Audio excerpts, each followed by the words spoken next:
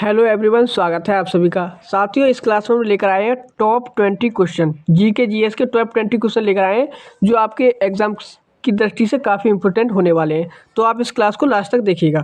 साथियों, हमारा पहला ही क्वेश्चन है, सबने अवज्ञा आंदोलन कब शुरू हुआ था? तो ये सबने अवज्ञा आंदोलन 1930 में शुरू हुआ था। आप सभी को याद रखना है, 1930 में सबने अवज्ञा आंदोलन शुरू हुआ था। हमारा अगला सवाल है साथियों,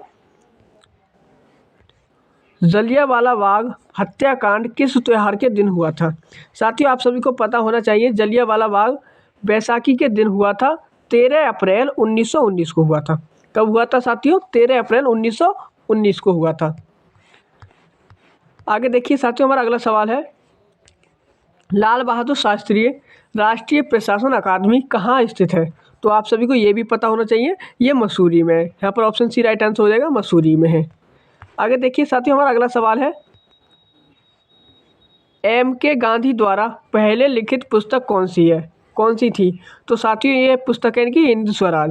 M.K. गांधी का मतलब है साथियों महात्मा गांधी मोहन करमचंद गांधी, मोहनदास करमचंद गांधी, इनका ये पूरा नाम है साथियों।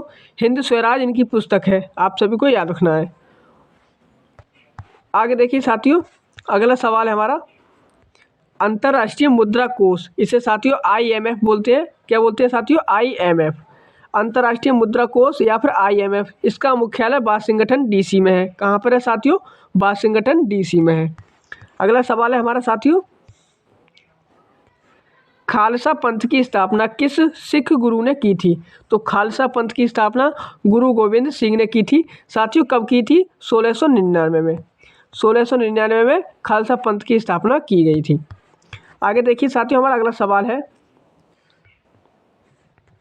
सफ़ेद रंग के प्रकाश में कितने रंग होते हैं? तो साथियों, सफ़ेद रंग का जो प्रकाश होता है, अगर उसे हम प्रिज्म से होकर गुजारें, प्रिज्म से होकर, तो ये साथियों 7 कलर में बट जाता है। कितने कलर में साथियों?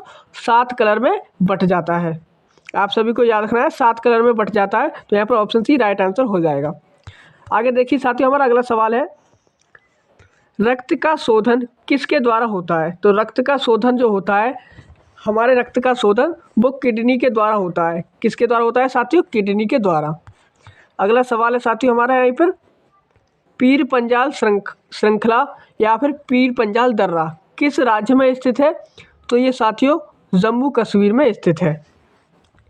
आगे देखिए साथियों, हमारा अगला सवाल है, स्टैच्यू ऑफ यूनिटी, साथियों स्टैच्यू ऑफ यूनिटी किस राज्य में स्थित है? तो स्टैच्यू ऑफ यूनिटी ये गुजरात राज्य में स्थित है, केवड़िया। कहाँ पर साथियों? केवड़िया गुजरात राज्य में स्थित है। आगे देखिए साथियों, हमारा अगला सवाल है, भारत का पहला गवर्नर जनरल कौन था? साथियों, आपको याद रखना है, भारत का पहला गवर्नर जनरल, तो वो थे कौन साथियों? उनको याद रखना है, वो थे lord William Bentinck. Option B right answer हो जाएगा, लॉर्ड विलियम बेंटिंक।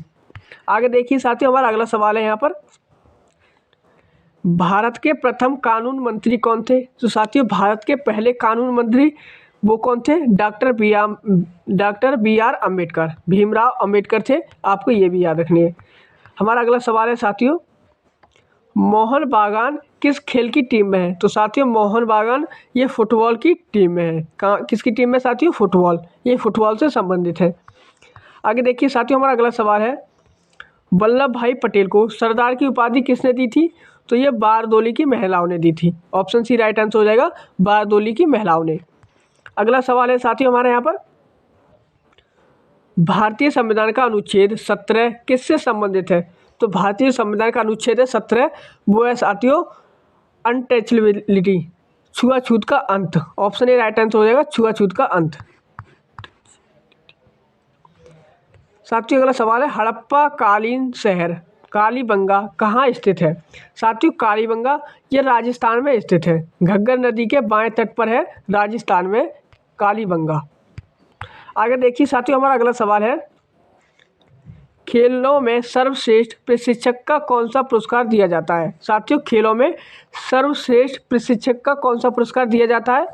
तो आपको याद रखना है, द्रोणाचार्य पुरस्कार। ऑप्शन सी राइट आंसर है, द्रोणाचार्य पुरस्कार। आगे देखिए साथियों, हमारा अगला सवाल है यहाँ पर, भारतीय स्टेट बैंक का मुख्यालय कहाँ स्थित है? तो ये मुंबई में स्थित है साथियों। कहाँ पर? मुंबई में। आगे देखिए हमारा साथियों अगला सवाल है, पृथ्वी का एकमात्र उपग्रह कौन सा है? तो आप सभी को ये तो पता ही है कि वो है चंद्रमा। पृथ्वी का एकमात्र प्राकृतिक उपग्रह वो है चंद्रमा है। आगे देखिए साथियों हमारा आज का लास्ट प्रश्न है, एशिया महाद्वीप की सबसे ऊंची पर्वत चोटी कौन सी है? तो आप सभी को पता है एशिया की सबसे ऊंची चोटी माउंट एवरेस्ट है, और यही सबसे ऊंची चोटी किसकी है? वर्ल्ड की सबसे ऊंची चोटी वो भी यही है साथियों। कौन है? Mount Everest. तो चलिए साथियों इस क्लास को अब यहीं तक रखते हैं, मिलेंगे अगली क्लास में।